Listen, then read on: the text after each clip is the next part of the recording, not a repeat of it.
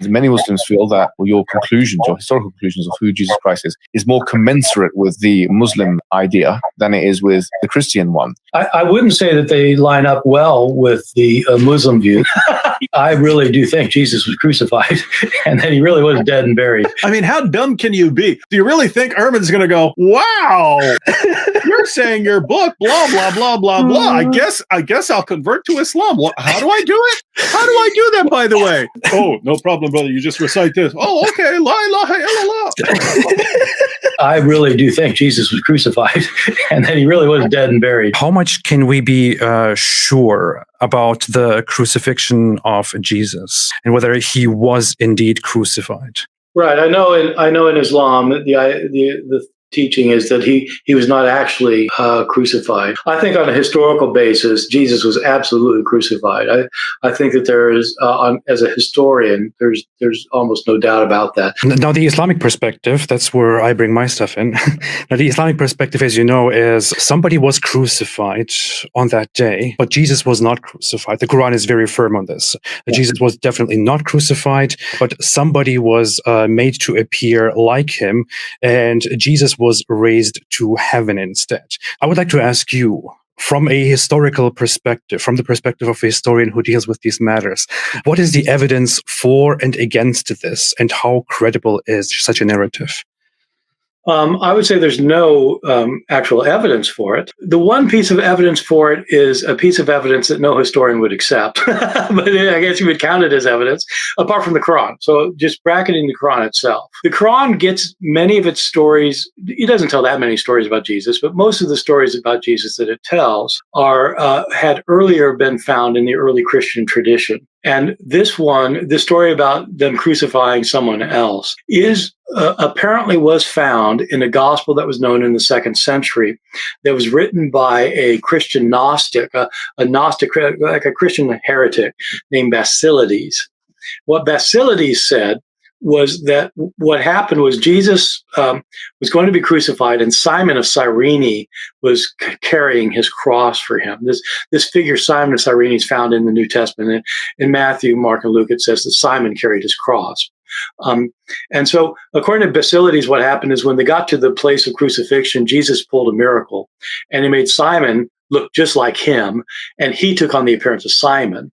And so the Romans thought they were crucifying Jesus, but they crucified Simon. And Jesus stood by the cross in looking like Simon, laughing. Presumably Simon didn't think it was so funny. Here he is. He's been what? And so that's the only early Christian source for it. It's not, there's nobody who thinks that like there's actually evidence for anything, because we get these Gnostic gospels with all sorts of interesting crucifixion things. That just happens to be one of them. I think he thought that he was a son of God in the sense that he was specially chosen by God. I think Jesus really did think he was going to be the Messiah, the future king of Israel. I mean, that is, after all, why they crucified him. I think that that's historically right. What about the word father? Abba, I believe that's it, right?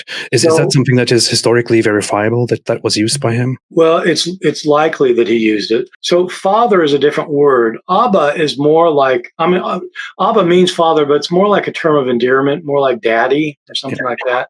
And so I think he did use the term father as well. For example, in the Lord's Prayer, if he taught this prayer, which I imagine he did, our Father who's in heaven. But at times in prayer, or sometimes he would address God as Abba.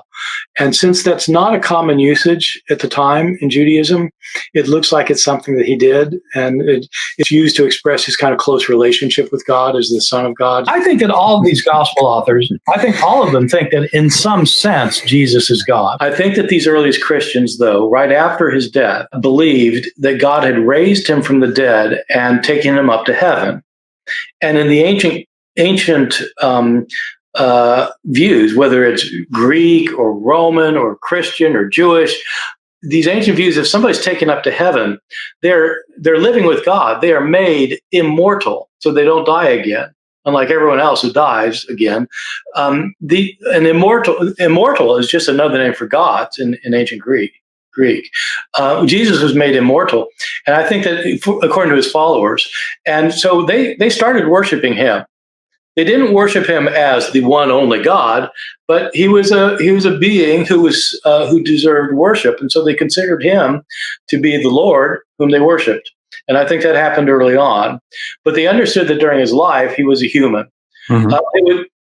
They would not have agreed with most of the tenets of Islam that differ from Christianity. Paul, I think, certainly had a vision of Jesus. He thought, by vision, I don't mean as a hallucination. I mean he saw something, mm-hmm. and either it was a hallucination, in other words, the thing wasn't there, or it really was Jesus. But either way, he saw something, and some of the earlier disciples did too. That's why they believed in the resurrection. They absolutely didn't believe because of an empty tomb. The New Testament is clear on this. They believed because they saw Jesus, and I think some of them absolutely saw. I doubt if all 11 did, but my guess is that a couple of them did. Maybe Peter, maybe Mary Magdalene. They're the ones who were first credited with seeing Jesus, and so I think they had some kind of visionary experience. And Christians would say, well, they saw Jesus, he appeared. And non-Christians would say, well, they had hallucinations. But either way, I think they saw something mm-hmm. that convinced them that Jesus was raised, yes. Okay, so I'm guessing that a lot of the debate's going to come down to whether we should take whatever those experiences were seriously.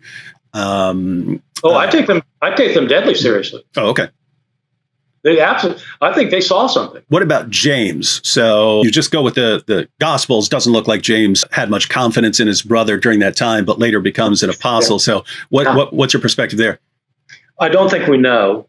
I think he certainly came to believe Jesus was raised from the dead, and so it's quite remarkable, whether you're a Christian or a non-Christian, that Jesus' own brother believed he got raised from the dead.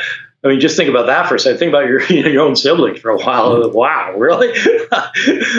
My siblings don't think I'm the Son of God. I got to tell you that. And so something remarkable must have happened. It doesn't mean that necessarily he had a personal experience. Paul says he did, and Paul knew him. Which, by the way, throws a bit of a monkey wrench in the mythicist argument that Jesus didn't exist. That's true. Paul knows his brother. Yeah. If Jesus didn't exist, you would think his brother would know about it. One of the issues is, as you know, Muslims generally believe that the text of the New Testament must have began in some stage where it was a book brought by Jesus. And so it's this book brought by Jesus, and then it later on gets corrupted into eventually the four Gospels we have now.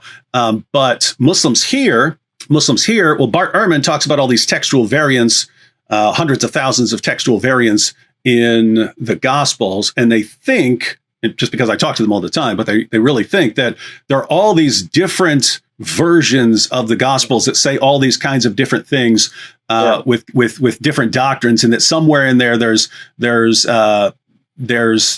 material that agrees with them on what the Quran says, and then different Gospels elsewhere. And is that what you would get from textual criticism?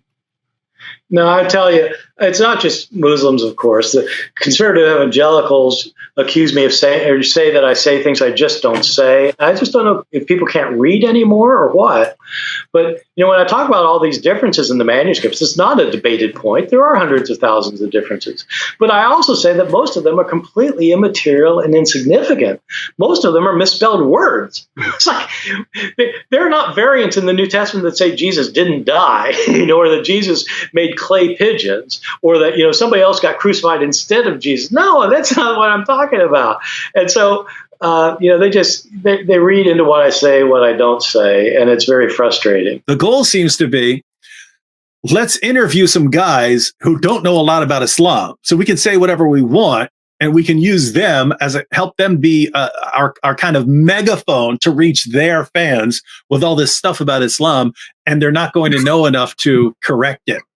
And so, hey, let's see if we can get an interview with Bart Ehrman. He doesn't know a lot about Islam. Let's see if we can get an interview with Jordan Peterson. Let's see if we can get interviews with these guys, and that way we can deceive. It's this race. Can we deceive people faster than other people can correct all the lies?